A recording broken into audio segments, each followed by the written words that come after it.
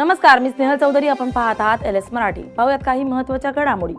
राज्याला अल निनोच्या संकटापासून दूर करा, बळीराजाला सुखी करण्यासाठी पाऊस पडू दे. उपमुख्यमंत्री सुनेत्रा पवार यांचं विठ्ठलाला साकडं. उपमुख्यमंत्री एकनाथ शिंदे यांना डॉक्टरांकडून विश्रांतीचा सल्ला. अधिकच्या धावपळीमुळे शिंदे यांना त्रास झाल्याची प्रकाश आंबेडकरांची माहिती.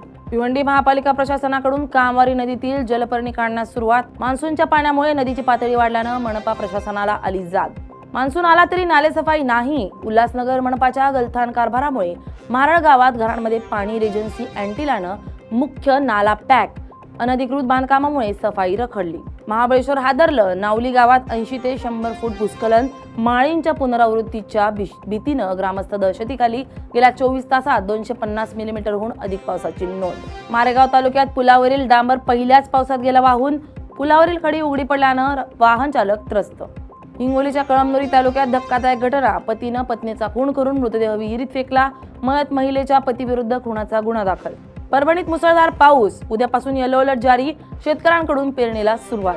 भिवंडी बायपास रस्त्यावर पावसाचं पाणी साचल्यानं वाहतूक कोंडी. वाहन चालकासह प्रवाशांचे हाल. मुंबईत मुसळधार पाऊस. गेटवे ऑफ इंडिया परिसरात झाड कोसळलं.